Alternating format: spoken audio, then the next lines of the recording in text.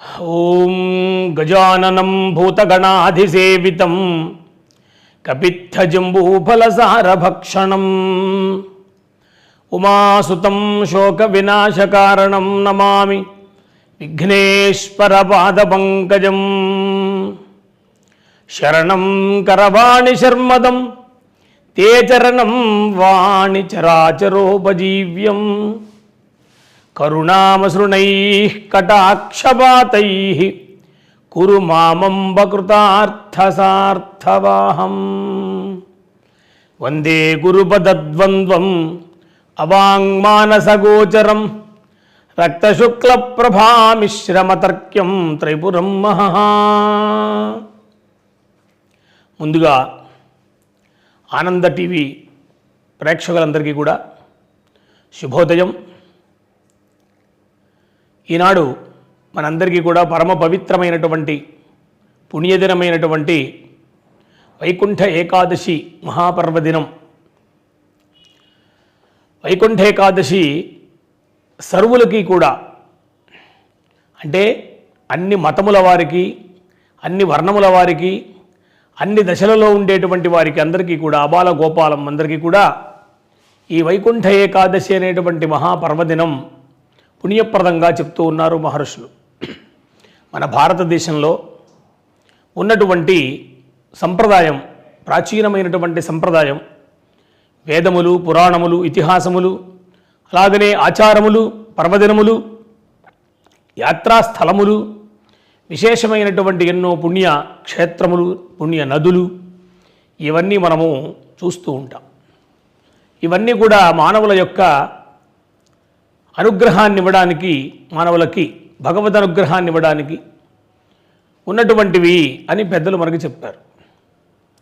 ఆచారం మనం చూస్తే ముందుగా ఆచార ప్రభవో ధర్మ ధర్మస్య ప్రభురచ్యుత అని, ఆచార ప్రథమో ధర్మ ప్రభవో ధర్మ. ఆచారం అనేటువంటిది చాలా అవసరమైనటువంటిది. ఆచారము, ఆ అంటే ఆసమంతాత్, ఎప్పటి నుంచో ఉన్నటువంటిది, అది విధిగా చెప్పబడినటువంటిది. విధ్యుక్త ధర్మం, విధి.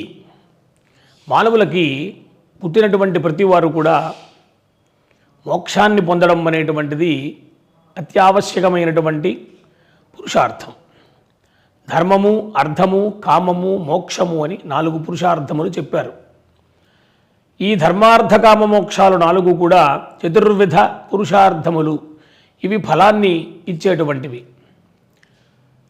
మనందరికీ ఏదో విధమైనటువంటి కోరిక ఉంటుంది లోకంలో, మానవుడికి ప్రతివానికి కూడా.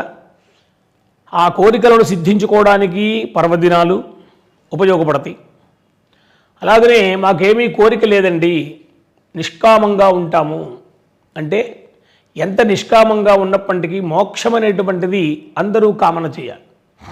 మోక్షము యతీశ్వరులు కూడా మోక్షాన్ని కోరుతూ ఉంటారు.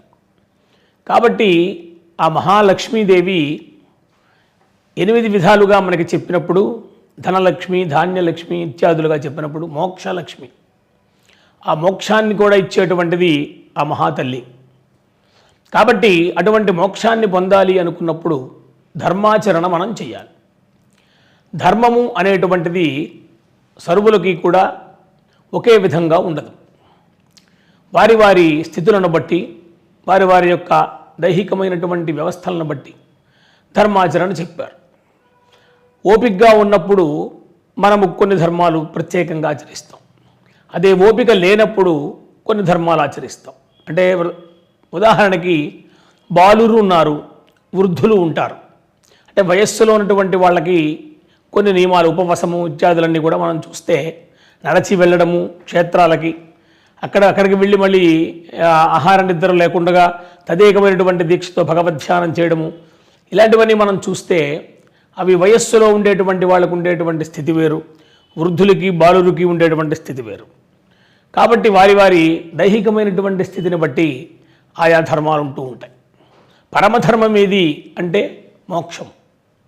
కాబట్టి ప్రతి మానవుడు కూడా మోక్షాన్ని పొందాలి అని తాపత్రయం పడుతూ ఉంటాడు, ప్రయత్నం చేస్తూ ఉంటాడు. అలాంటి మోక్షాన్ని ఇచ్చేటువంటి కాలములు, అలాగనే మనకుండేటువంటి కామ్యములు అంటే వివిధమైనటువంటి కోరికలు. దైనందినమైనటువంటి జీవితకాలంలో ఏదో విధమైనటువంటి కోరిక ఉంటుంది ప్రతివానికి కూడా. ఆ కోరికలు సిద్ధించాలి అంటే కొంత ధర్మాచరణ చేయాలి. ఓ దానం చెప్పండి, ఓ ధర్మం చెప్పండి, ఒక ధ్యానం చెప్పండి, ఒక పూజనం చేయండి, లేదు ఒక విశేషమైనటువంటి ఏదైనా ఒక ప్రక్రియ చేయండి అన్నప్పుడు ఇవన్నీ కూడా మనకి కామ్యములోకి వస్తాయి. వివిధమైనటువంటి కామ్యములు. యం కామయతే కామం తం తం వేదేన సాధయేత్ అంటారు. ఏమేమి కోరికలు ఉన్నాయో అవన్నీ కూడా వేదం ద్వారా సిద్ధింపజేసుకోవచ్చు అని ఒక మాట చెప్పారు. ఇక్కడ వేదము అంటే అందరికీ వేదాన్ని అధ్యయనం చేసేటువంటి అవకాశము అధికారము ఉండదు. కాబట్టి అలాంటి వాళ్లకు కూడా మోక్షాన్ని పొందాలి అనేటువంటి భావన ఉంటుంది. మరి అలాంటి వాళ్ళకి ఎట్లా అన్నప్పుడు భక్తి ప్రధానంగా చెప్పారు. భక్తి, ఆ భక్తి కూడా 9 విధాలుగా ఉంటుంది. 9 విధ భక్తులు అని భాగవతంలో ప్రహ్లాదుడి ద్వారా కూడా చెప్పించారు. కాబట్టి భక్తి అనేటువంటిది ముక్తిని ఇచ్చేటువంటిది. భక్తి అనేటువంటిది మోక్షాన్ని ఇస్తుంది. అలాగనే భక్తి వల్ల భగవద్ అనుగ్రహం కలుగుతుంది అని చెప్పారు. అలాగనే భక్తితో మనం చేసేటువంటి ఏ పుణ్యము అయినప్పటికీ కూడా అది దానము కావచ్చు, ధర్మం కావచ్చు, పూజ కావచ్చు, అభిషేకం కావచ్చు, ధ్యానం కావచ్చు, ఇవన్నీ కూడా ప్రధానంగా మనకు ఉండేటువంటి కోరికలను తీరుస్తూ అంత్యమైనటువంటిది మోక్షం దాన్ని కూడా ఇచ్చేటువంటిదిగా ఉంటుంది. ఇప్పుడు మనకి ఎన్నో పర్వదినాలు ఉన్నవి. ఈ పర్వదినాలన్నీ కూడా మన కోసం ఆ కాలంలో ఒక పుణ్యప్రదమైనటువంటి కాలంగా నిర్ణయించి ఆ కాలం మళ్ళీ ఏ దేవతలకి విశిష్టమైనదో, ఏ దేవతల యొక్క అనుగ్రహం ఆయా కాలాల్లో కలుగుతుందో అవన్నీ నిర్ణయం చేసి మన పూర్వులైనటువంటి పెద్దలు మనకి ఒక మంచి మార్గాన్ని, ధర్మ మార్గాన్ని ఏర్పాటు చేశారు.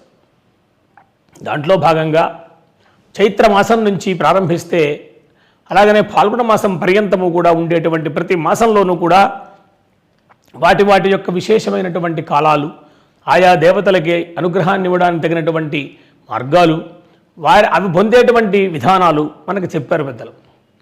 ఉదాహరణకి ఇదిగో ఇవాళ వైకుంఠ ఏకాదశి అంటే వైకుంఠవాసుడైనటువంటి పరమాత్మ యొక్క అనుగ్రహాన్ని పొందడానికి పరమ పుణ్యప్రదమైనటువంటి కాలంగా ఇవాళ చెప్పారు. అంటే ఈ ధనుర్మాసంలో ఆ పరమాత్మని విశేషంగా సేవించుకుంటారు అని మొన్న మనం ధనుర్మాస విశిష్టలో చెప్పుకున్నాం.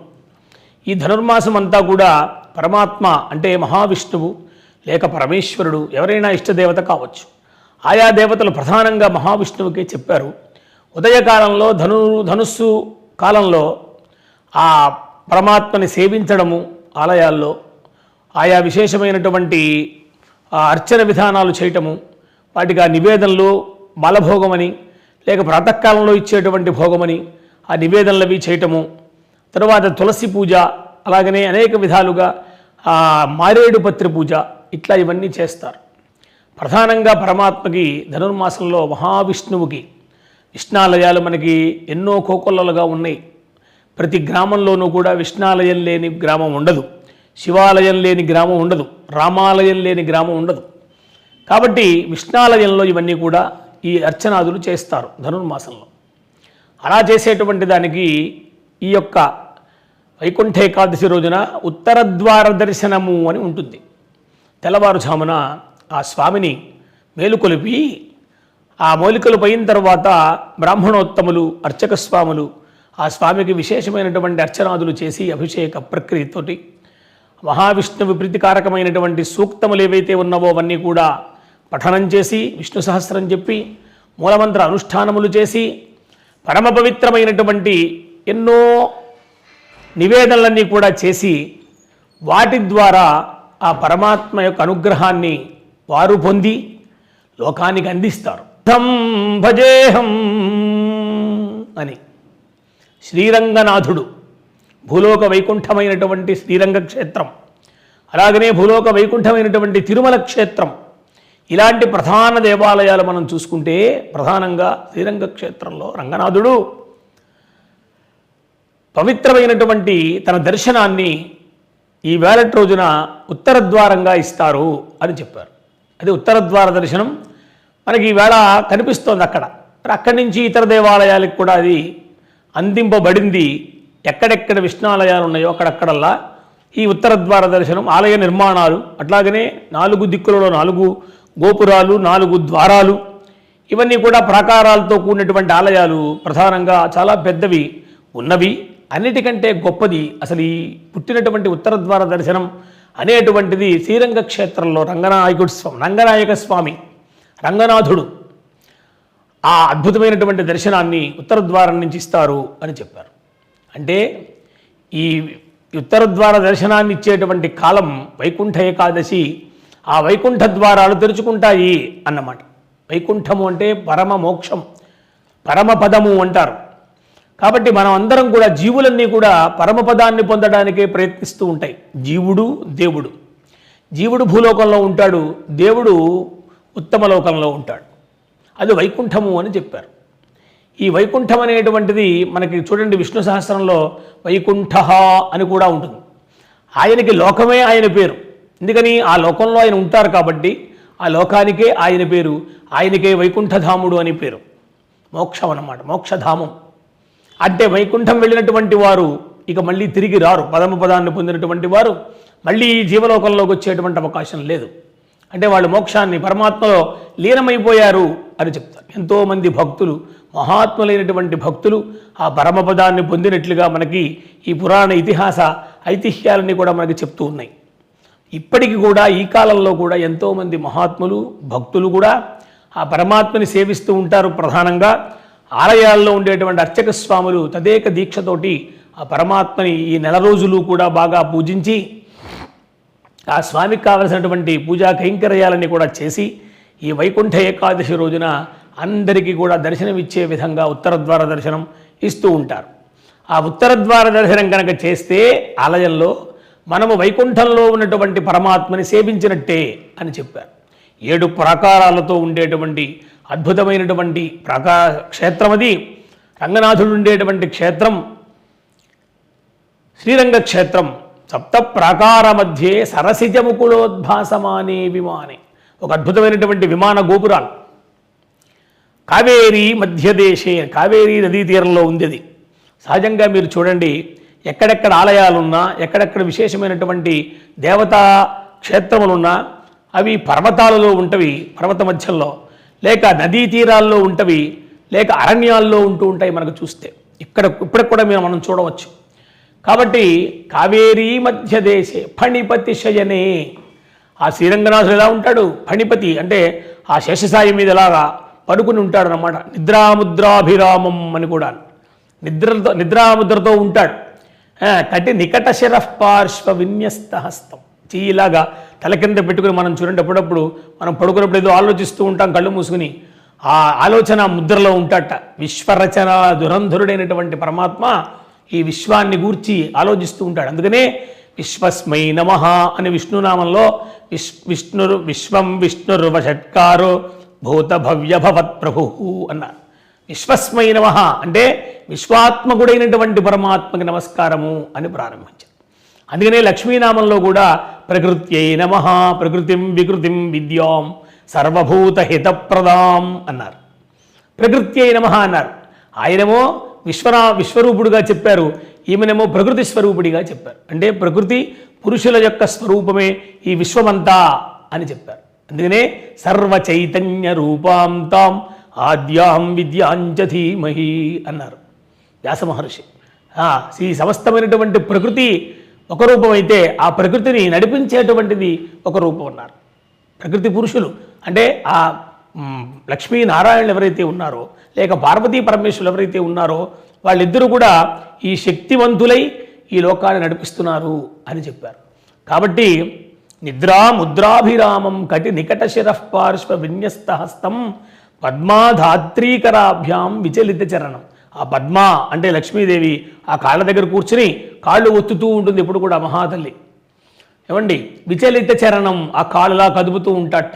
నిద్రాముద్రలో ఉండేటువంటి ఆ పరమాత్మ కాళ్ళు మెల్లిగా అలా కదుపుతూ ఆ రూపం ఏదైతే ఉన్నదో అత్యంత రమ్యమైనటువంటి మోక్షాన్ని ఇచ్చేటువంటి రూపం ఏదైతే ఉందో ఆ రూపాన్ని వర్ణించారు ఈ శ్లోకంలో. ఇది రంగనాథుని యొక్క వర్ణనం. అంటే రంగనాథుడు ఆలయాలు ఎక్కడెక్కడ ఉన్నా, లేక శ్రీరంగ క్షేత్రం తీసుకున్నా, ఏమండి ఇంకా ఇతరత్రా ఉండేటువంటి వైష్ణవ దేవాలయాలు, అంటే ఉదాహరణకి తిరుమల క్షేత్రం ఉంది, అక్కడ కూడా స్వామిని ఉత్తర ద్వార దర్శనం ఇస్తారన్నాడు. ఇలాగే ప్రతి చోట కూడా వైష్ణవాలయాలు ఎక్కడెక్కడైతే ఉంటాయో ఆ మహావిష్ణువుని మోక్షధామునిగా భావించి భక్తుల యొక్క ఆ భక్తులకి అనుగ్రహాన్ని ఇవ్వడం కోసమని ఆ స్వామి ఉత్తర ద్వార దర్శనం ఇస్తారు. నేడు వైకుంఠ ఏకాదశి, ఈరోజు ఉపవస దీక్ష చేస్తారు అందరూ కూడా. ఉపవసం అంటే ఆ స్వామి సన్నిధానంలో ఉండడం. సమీపే వాస ఉపవాస అంటే పరమాత్మ సన్నిధానంలో ఉండి ఆయన్ని సేవించి అర్చనాదుల చేత ఆయన అనుగ్రహాన్ని పొందడానికి చేసేటువంటి కాలమే ఉపవస కాలము అని చెప్పారు. అంటే ఆహార విహార నియమం చెప్పారు. దాంట్లో ఇవాళ ఉపవాసం ఉంటే ఏం తీసుకోరండి ఆహారం, అంటే ఆహారాదులు మామూలుగా తీసుకుంటే నిద్ర వస్తుంది కాబట్టి బద్ధకం వస్తుంది కనుక ఇవేమీ లేకుండా బుద్ధి చక్కగా నిలకడగా ఉండి మనస్సులో పరమాత్మని ధ్యానం చేసుకోవడానికి యోగ్యమైనటువంటి స్థితిగా ఆ దేహాన్ని ఉంచుకోవడం కోసమని ఉపవాస దీక్ష చెప్పారు. ఆ ప్రకారంగా ఆ పరమాత్మని సేవించుకోవడానికి ఒక అద్భుతమైనటువంటి కాలంగా ఈ వైకుంఠ ఏకాదశిని చెప్పారు. కాబట్టి భారతదేశమే కాదు ఇతర దేశాల్లో కూడా అనేక మంది భక్తులు ఈ రోజున స్వామిని సేవిస్తూ ఉంటారు. భారతదేశం సమస్తమైనటువంటి ఆ పుణ్యప్రదమైనటువంటి కాలం కాబట్టి ఆ భారతదేశంలో ఉండేటువంటి ఆలయాలు, ప్రధాన దేవాలయాలు, విశేషించి మళ్ళీ ఈ శ్రీరంగ క్షేత్రంలో ఉండేటువంటి స్వామి, ఎక్కడెక్కడ ఉండేటువంటి వైష్ణవ దేవాలయాలన్నీ కూడా ఇవాళ చాలా గొప్ప అనుగ్రహాన్ని ఇవ్వడానికి సంసిద్ధమై ఉంటాయి. కాబట్టి భక్తులందరూ కూడా మహావిష్ణువు యొక్క పరమాత్మ యొక్క అనుగ్రహాన్ని పొందడానికి ఈ వైకుంఠ ఏకాదశి రోజున, అసలు సహజంగానే ఏకాదశి అంటేనే మహాపర్వదినంగా చెప్పారు. ప్రతి ఏకాదశి కూడా విష్ణువుకు ప్రీతికారకంగా చెప్పారు. ప్రతి ఏకాదశి కూడా ఉపవాసం ఉండేటువంటిదిగా చెప్తారు గురువులు మనకి. ఇప్పటికీ సంప్రదాయంలో ఎంతోమంది మహానుభావులు ఏకాదశి ఉపవాసం ఉంటూ ఉంటారు. కాబట్టి వైకుంఠ ఏకాదశి అంటే ఇంకా గొప్పది. అలాగనే భీష్మ ఏకాదశి అన్నారు, ఇంకా ఏవో రకరకాల ఏకాదశులుగా మనకు చెప్పారు. దాంట్లో ప్రధానంగా ఈ మహావిష్ణువుకి ప్రీతైనటువంటి వైకుంఠ ఏకాదశి రోజున కాబట్టి అందరూ కూడా ఆ పరమాత్మని సేవించి అనుగ్రహాన్ని పొందవలసినదిగా, ఉత్తర ద్వార దర్శన రూపంగా స్వామిని అనుగ్రహాన్ని మోక్షధాముడుగా భావించి ఆ స్వామిని అందరూ కూడా అనుగ్రహాన్ని పొందవలసిందిగా కోరుతూ ఉన్నాము. శుభం భూయాత్. ఈ ఆనంద్ టీవీ ప్రేక్షకులందరికీ కూడా ఈనాటి వైకుంఠ ఏకాదశి మహాపర్వదిన సందర్భంగా శుభాకాంక్షలు, శుభాశిసులు తెలుపుడు చేస్తూ ఉన్నాము. యజ్ఞో వై విష్ణు అని యజ్ఞస్వరూపుడుగా చెప్పబడేటువంటి ఆ పరమాత్మ అందరినీ కూడా అనుగ్రహించుగాక. శుభం శుభం శుభం.